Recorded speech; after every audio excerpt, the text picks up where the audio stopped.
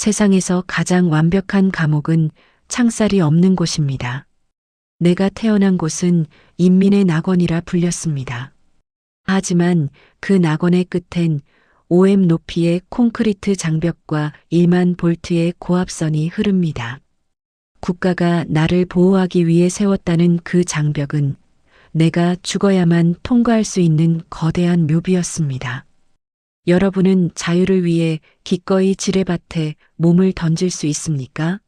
2024년 8월 한 남자가 그 낙원을 탈출했습니다. 그의 손에 든 것은 무기가 아니라 단돈 10,000원과 담배 2갑이었습니다. 가장 풍요로운 곳에서 45kg의 해골이 되어버린 청년, 그가 1만 볼트 고압선 아래서 마주한 자유라는 이름의 사형집행 현장으로 여러분을 초대합니다. 2024년 8월 강원도 고성의 밤은 잔인할 만큼 고요했습니다. 하지만 그 고요는 평화의 상징이 아닙니다. 비무장지대 DMZ. 이름은 무장이 없다고 말하지만 이곳은 지구상에서 단위 면적당 가장 많은 화약과 살상병기가 밀집된 세상에서 가장 완벽하게 무장된 땅입니다. 칠흑 같은 어둠 속 한 남자가 숨을 멈춘 채 서 있습니다. 그의 폐부로 들어오는 공기는 차갑고 축축합니다. 하지만 그를 더 얼어붙게 만드는 것은 눈앞에 버티고 선 거대한 실체입니다. 김정은이 적대적 두 국가를 선언하며 야심차게 세워 올린 5m 높이의 콘크리트 장벽. 그것은 조국을 지키는 방패가 아니라 인민의 눈과 발을 묶어버린 거대한 묘비처럼 보였습니다. 이 남자는 북한에서 가장 안전하다는 군인의 신분이었습니다. 총을 들고 누군가를 위협해야 할 그가 지금은 자신의 동료들이 쏜 총탄에 등 뒤를 내맡긴 채 도망자가 되었습니다. 앞을 봐도 절망뿐입니다. 닿기만 해도 온몸이 숯덩이가 되어버리는 1만 볼트의 고압 철조망이 어둠 속에서 푸르스름한 죽음의 빛을 내뿜고 있습니다. 여기서 멈추면 살 것이고 저 선을 넘으려 하면 죽을 것이다. 아니, 그것은 공화국이 내게 가르친 거짓된 상식이다. 여기서 멈추면 내 육체는 연명하겠지만 영혼은 이미 죽은 것이고 저 죽음의 선을 넘어야만 비로소 내 영혼이 숨을 쉴 것이다. 나는 오늘 살기 위해 죽으러 간다. 한번 상상해 보십시오.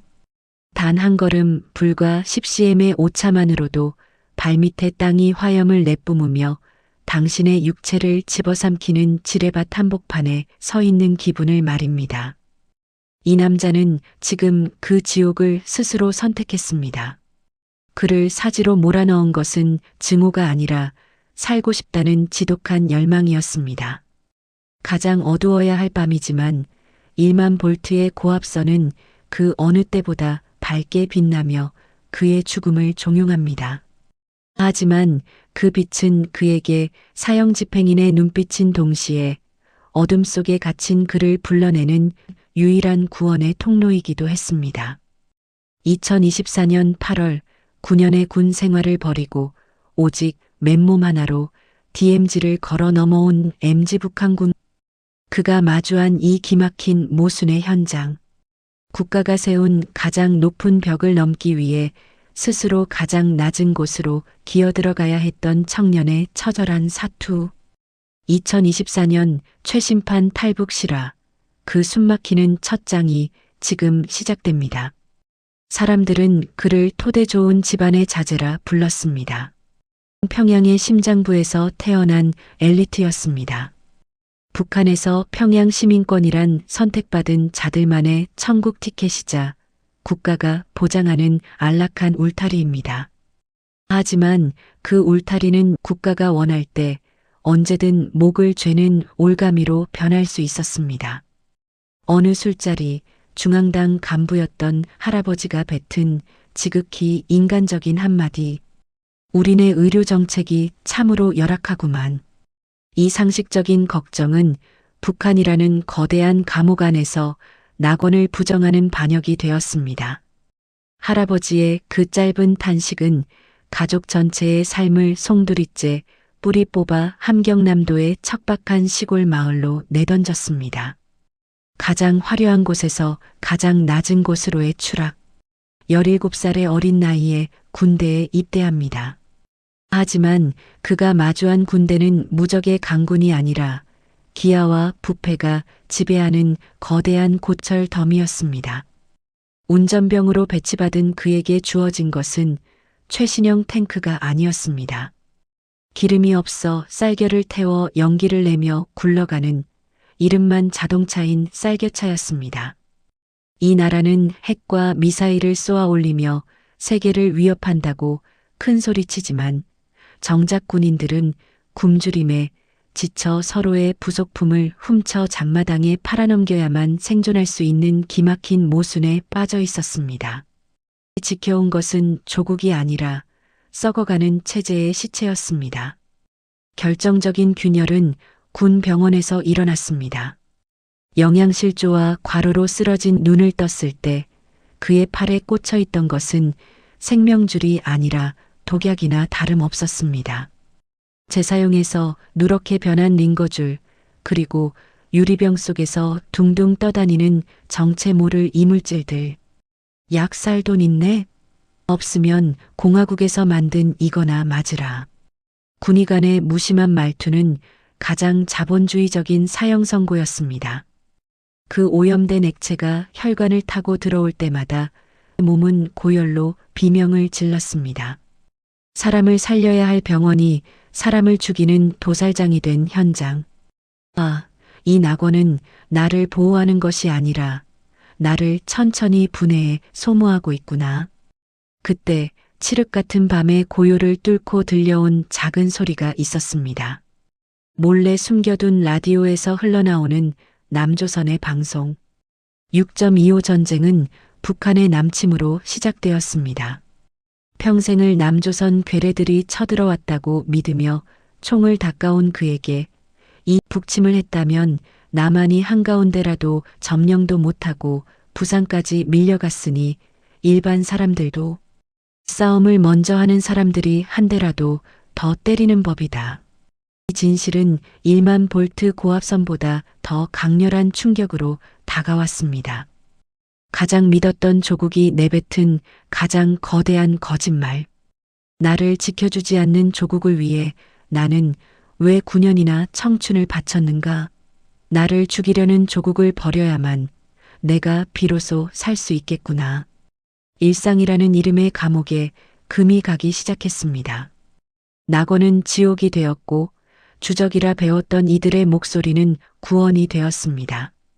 썩은 링거를 맞으며 이곳에서 천천히 죽어갈 것인가, 아니면 저 사선을 넘어 단 한 번이라도 사람답게 살아볼 것인가. 45kg의 해골 같은 몸이 마침내 병원 담벼락을 넘습니다. 그것은 한 개인의 탈출이자 거짓된 낙원을 향한 가장 위대한 반역의 시작이었습니다. 결심은 번개처럼 찾아왔지만 준비는 비참할 만큼 초라했습니다. 탈출을 결심한 손에 쥐어진 전 재산은 북한 돈 단돈 10,000원. 대한민국으로 치면 껌값도 안 되는 그 종이 조각이 한 남자의 목숨값을 대신하게 되었습니다. 그리고 주머니에 쑤셔 넣은 담배 2갑과 약간의 과자. 이것이 1만 볼트 고압선과 지뢰밭을 상대할 그의 유일한 무기였습니다. 병원의 감시가 느슨해진 틈을 타담을 넘는 순간 깨달았습니다. 평생을 혁명의 보검이라 칭송받던 군복이 이제는 자신을 사살하라는 표식인 죄수복으로 변해버렸다는 사실을 말입니다. 가장 명예로워야 할 군복을 입고 가장 수치스러운 도망자가 되어야 하는 이 지독한 상황. 하지만 멈추지 않았습니다. 그의 목적지는 강원도 고성. 9년군 생활 중 잠시 머물렀던 그곳은 그에게 지옥의 입구이자 천국으로 가는 유일한 열쇠였습니다. 하지만 고성은 전현구역, 즉 최전방입니다. 특별 통행증 없이는 개미 한 마리 들어갈 수 없는 그 삼엄한 통제구역을 맨몸으로 뚫어야 했습니다. 그를 도와준 것은 북한 체제가 그토록 강조하던 전우회가 아니라 체제가 그토록 경멸하던 부패였습니다. 검문소를 통과하기 위해 만난 호송군관. 자신의 손목에서 유일하게 빛나던 전자시계를 풀었습니다. 2만 원 상당의 가치를 지닌 그 시계가 군관의 주머니로 들어가는 순간 통행 불가능이라는 서슬퍼런 원칙은 무사 통과라는 비겁한 예외로 바뀌었습니다. 원칙이 무너진 곳에서만 생존의 길이 열리는 이 기막힌 역설. 쓴웃음을 지으며 고성의 흙을 밟았습니다. 고성의 공기는 평양보다 차가웠습니다. 저 멀리 남쪽에서 불어오는 바람은 자유의 냄새를 풍겼지만 그 바람을 맞으려면 죽음의 냄새가 진동하는 DMZ를 통과해야 합니다. 생각했습니다. 나는 지금 조국을 버리는 것인가 아니면 조국이 버린 나를 되찾으러 가는 것인가. 가장 풍요로워야 할 청춘의 정점에서 45kg의 피골이 상접한 몰골로 사선을 향해 걷는 남자. 그의 발걸음은 무거웠지만 눈빛만은 1만 볼트 전압보다 더 강렬하게 타오르고 있었습니다. 그는 모든 것을 버렸을 때 비로소 자기 자신을 발견하기 시작했습니다. 2만 원과 담배 2갑이 내 목숨보다 무겁게 느껴진다. 공화국은 나에게 총을 주며 적을 죽이라 가르쳤지만 지금 나는 이 담배를 뇌물로 주며 내가 살 길을 구걸해야 한다. 가장 비참한 순간에 가장 간절하게 살고 싶어지다니 참으로 우스운 일이지 않은가. 이제 뒤를 돌아봐도 보이는 것은 어둠뿐입니다. 돌아갈 다리는 이미 끊겼고 남은 것은 오직 전진뿐입니다. 하지만 그 전진의 끝에는 상상조차 할 수 없는 거대한 장벽과 보초병들의 총구가 기다리고 있습니다. 가장 낮은 자세로 기어야만 가장 높은 자유를 얻을 수 있는 곳, DMZ의 심장부로 첫 발을 내디딥니다. 새벽 2시, 동해선 철길 위는 죽음보다 더한 정적에 잠겨 있었습니다. 발자국 소리조차 사치였던 그 순간, 그를 가장 안전하게 지켜주던 어둠이 가장 잔인한 배신자로 돌변했습니다. 날카로운 목소리가 고요를 찢었습니다. 불과 몇 미터 앞 총을 비껴찬 보초병 2명의 실루엣이 드러났습니다. 심장은 폭발할 듯 요동쳤지만 그의 입술은 얼음처럼 차갑게 굳었습니다. 지금 이 순간 공포를 드러내는 것은 곧 사살을 허용하는 것과 같았습니다. 보초병들의 후레쉬 불빛이 배낭을 훑쳤습니다. 그 안에는 탈북을 위한 범죄의 증거인 1만 원과 담배, 그리고 과자가 들어 있었습니다. 겁먹은 탈영병이 아니라 서슬 퍼런 분대장의 목소리를 흉내내기로 한 것입니다. 민경 초소 소속이다. 지금 탈영병 놈 하나가 이쪽으로 튀었다는 보고를 받고 추격 중인데 동무들은 여기서 졸고 있었던 기야? 신분 확인하겠나 아니면 같이 잡으러 가겠나?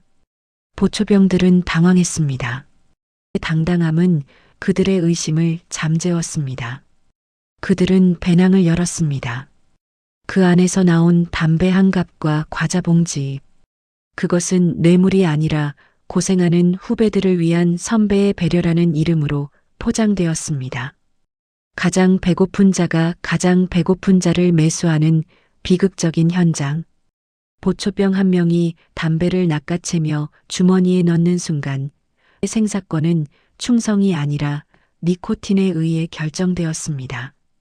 군법보다 강한 것은 주머니 속의 욕망이었습니다. 하지만 위기는 여기서 끝이 아니었습니다. 저 멀리서 또 다른 불빛이 다가오고 있었습니다. 검열을 나온 중대장이었습니다. 무슨 일이야? 중대장의 물음에 담배를 챙긴 보초병이 오히려 감싸고 나섰습니다. 뇌물을 받은 공범이 된 보초병에게 이제 지켜야 할 형님이 되어버린 것입니다. 부정부패가 목숨을 구하는 방패가 되었습니다. 중대장은 의심스러운 눈초리로 훑었지만 태연하게 가짜 고향 친구의 인적 사항을 의조렸습니다. 거짓이 진실보다 더 정교하게 조각된 밤. 중대장은 빨리 부대로 복귀하라며 길을 터주었습니다.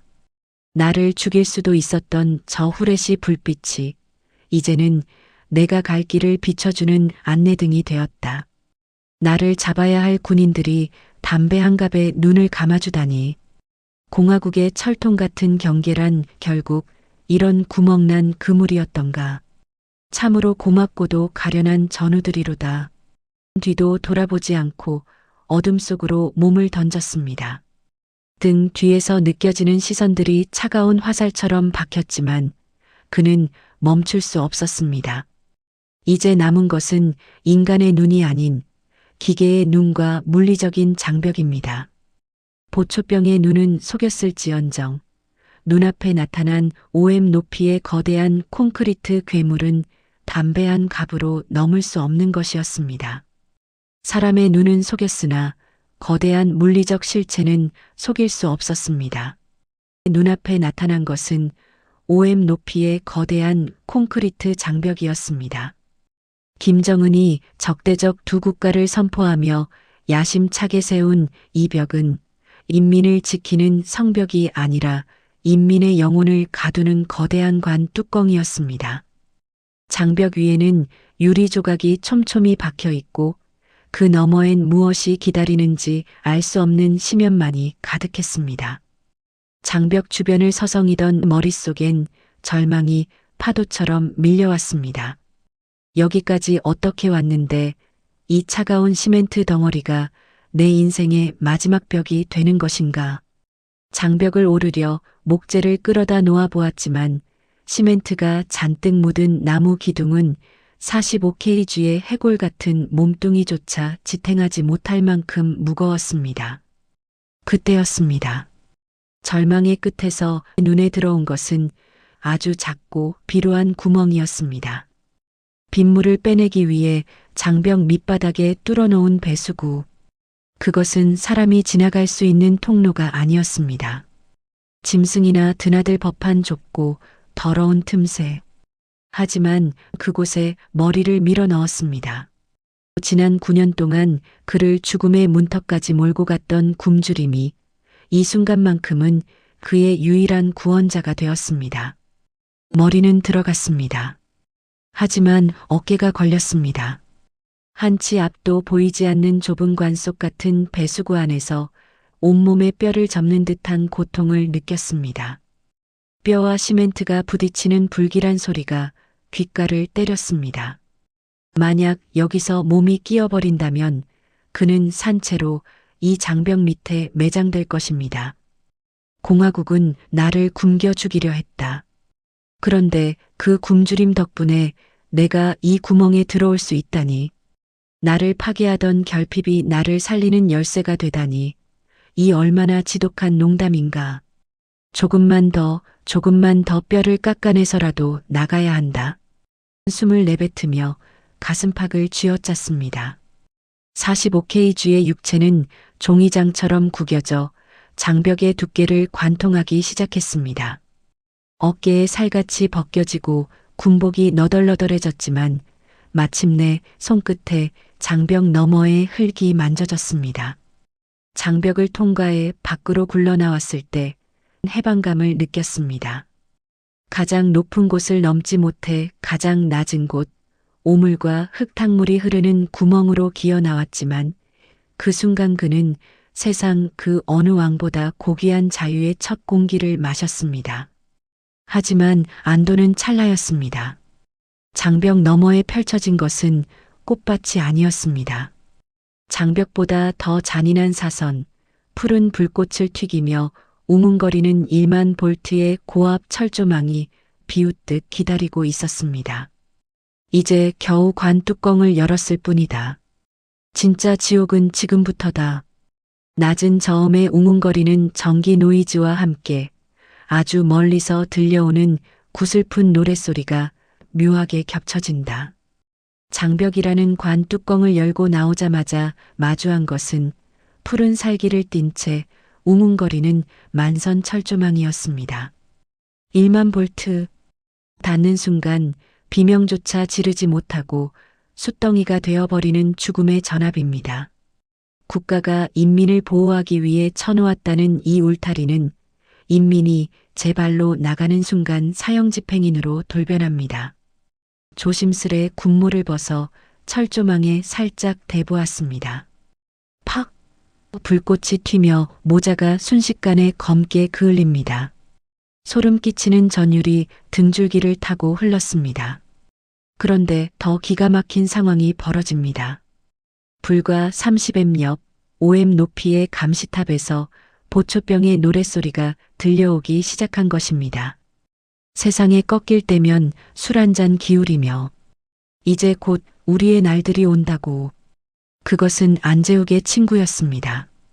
북한군이 가장 좋아한다는 남조선의 금지곡.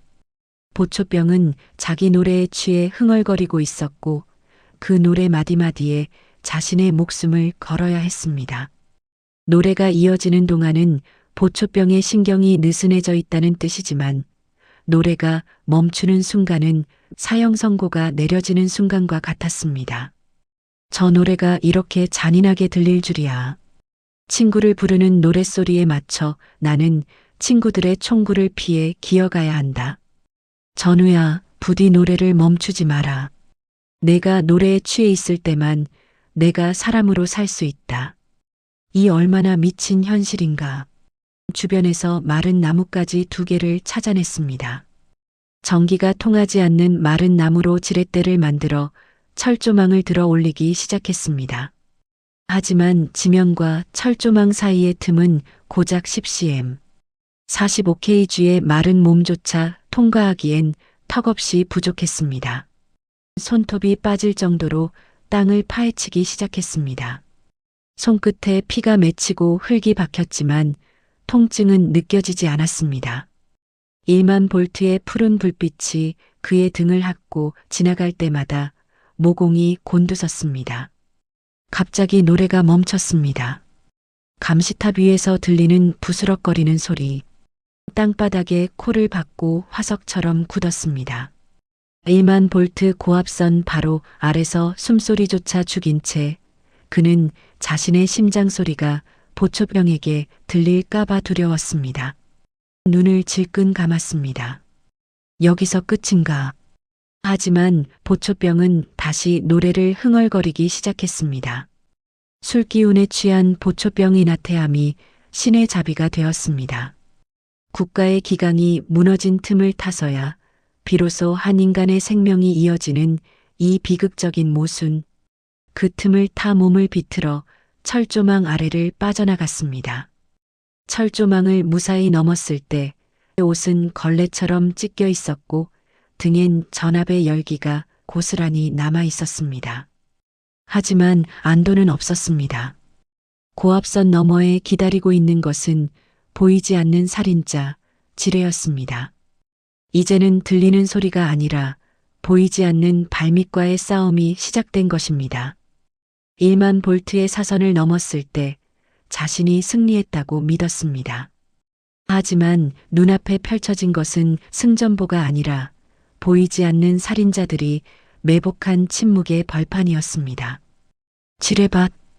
이곳에서 발걸음은 더 이상 전진을 의미하지 않습니다. 그것은 운명과의 잔인한 도박이자 스스로 방아쇠를 당기는 자살 행위와 같았습니다. 인간의 땅에서 인간은 가장 위험한 존재였습니다. 인간의 직관을 버리기로 했습니다. 대신 그는 땅바닥에 엎드려 짐승이 되기로 결심합니다. 2발을 버리고 4발로 기기 시작했습니다. 몸무게를 분산시켜 지뢰의 압력을 피하려는 처절한 계산이었습니다. 인간으로서의 존엄을 내려놓고 흙바닥을 핥듯 기어가는 그 순간 생전 처음 보는 길잡이를 만납니다. 그것은 며칠 전 내린 비에 진흙 속에 박힌 고라니의 발자국이었습니다. 국가가 매설한 정교한 살상병기를 피하는 유일한 방법은 미천한 짐승이 무심히 지나간 흔적을 따라가는 것이었습니다. 짐승이 살았으니 나도 살 수 있다는 믿음. 고라니의 발자국 하나하나에 자신의 전 생애를 걸었습니다. 공화국은 나에게 만물의 영장이라 가르쳤다.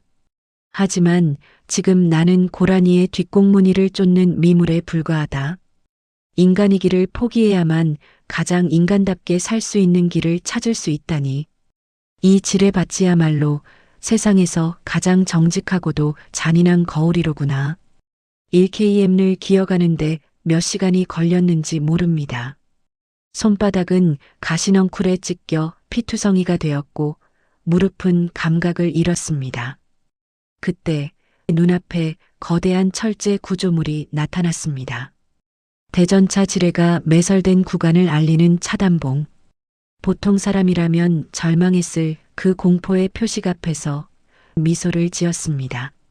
대전차 지뢰는 탱크의 무게에만 터진다.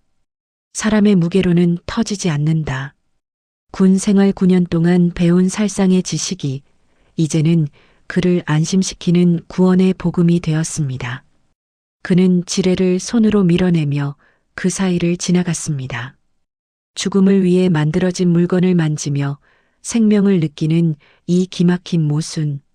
어둠을 뚫고 저 멀리 남쪽의 서광이 비치기 시작했습니다.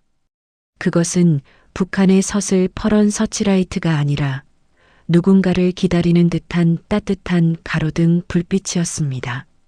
이제 네 발을 펴고 일어섰습니다. 짐승의 시간은 끝났고 다시 인간의 시간이 시작되려 하고 있었습니다. 하지만 몸은 이미 한계를 넘어섰습니다. 대한민국이라는 차단봉을 보는 순간 안도감보다 더 큰 두려움을 느꼈습니다. 저 불빛 아래 서 있는 이들은 나를 동포로 맞이할 것인가, 아니면 또 다른 적대적 국가의 침입자로 사살할 것인가. 가장 간절했던 순간에 마주한 마지막 불신. 너덜너덜해진 군복을 털고 생애 가장 당당하고도 비참한 걸음으로 그 불빛을 향해 걸어갔습니다. 차단봉 너머의 세상은 고요했습니다. 하지만 그 고요는 북한의 그것처럼 누군가의 숨통을 죄는 침묵이 아니라 모든 생명을 품어주는 안식의 정막이었습니다. 새벽 2시 대한민국 영토에 첫 발을 내디뎠습니다. 남조선 군인들의 목소리였습니다. 평생 괴뢰라 부르며 총구를 겨눠야 한다고 배운 주적의 목소리. 하지만 역설적이게도 그 서툰 명령조의 외침은 민국에게 그 어떤 음악보다 감미로운 환영 인사로 들렸습니다. 너덜너덜해진 두 손을 높이 들었습니다. 가장 비굴한 자세인 항복이 역설적이게도 그에게는 가장 당당한 자유의 선언이 된 순간이었습니다. 수십 개의 눈부신 조명이 비쳤습니다. 45kg의 해골 같은 몰골, 찢겨진 군복, 피떡이 된 손발.